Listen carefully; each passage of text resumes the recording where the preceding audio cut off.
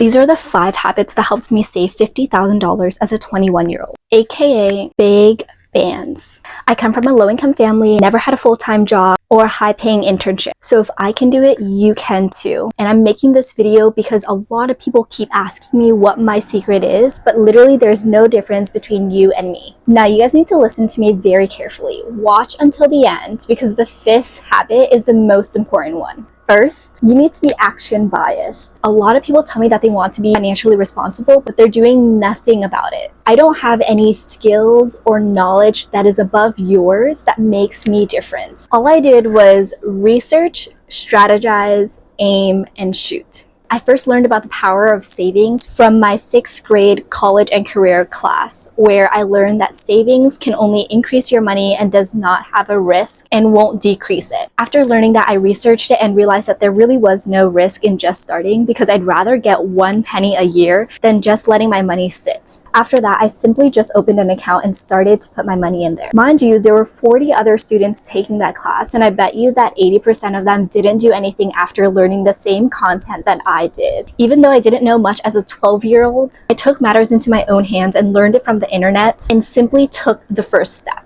You really learn by doing and gaining exposure to the real world. Opening that account has allowed me to develop saving habits. So after this video, I suggest you open your account if you don't already have one. But you don't need to be watching 1,000 more videos and taking 0 steps towards financial responsibility. If you don't know where to start, click the link in my description for the savings account that I use so that you can get a 5.4 interest, which is roughly at 1% higher than what you can currently get in the industry. Second, have the right friend circle who value delayed gratification. If you don't have physical people around you, you can watch podcasts and books. This is so important because you are the average of the closest people around you. My closest friends don't necessarily spend so much time savings and investing, but we all have the same disciplined mindset. We lock in, get things done, and keep each other accountable towards our goals. We have the same lifestyle and habits. We don't care about partying or drinking or chasing the image of wealth. This helps because we don't care to spend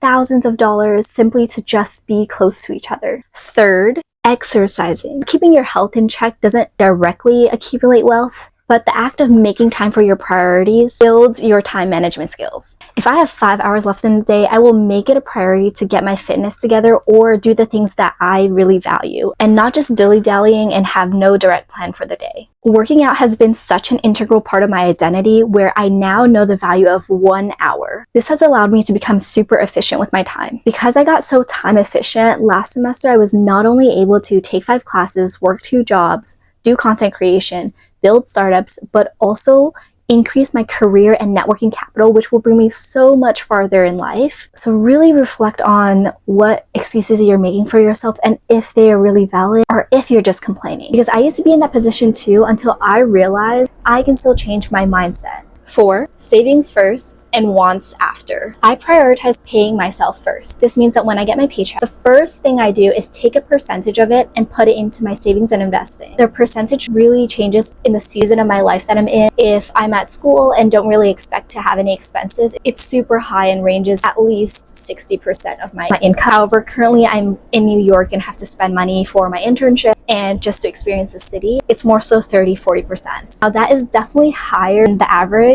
It is suggested that you do roughly 20%. If you're just starting out, saving $5 is already in the right direction, so don't worry about the percentage. It's just the fact of starting. Only until I save and invest is when I have extra spending money. 5, have a strong reason why. When I mean strong reason, I don't mean selfish reasons because those aren't sustainable. If you only want to get rich and drive a nice car, my question to you is, what is the purpose of that? How many lives are you actually impacting? Now, you can still have the expensive car and live a good life, but you need to have a sustainable reason to even get there. For me, I grew up in a low-income family and saw what it was like to struggle to get food on the table and to have a roof over our head. This sparked a fire in me to be financially responsible because I shouldn't be spending $50 on a fancy restaurant when my parents were working ridiculous hours for us to simply survive. I wanted to use money to relieve the burdens and allow my family to live a comfortable life. This is what keeps me going so that I can eventually get to that point. It allows me to keep my priorities straight every day because rather than paying for something I don't really care about like fancy restaurants,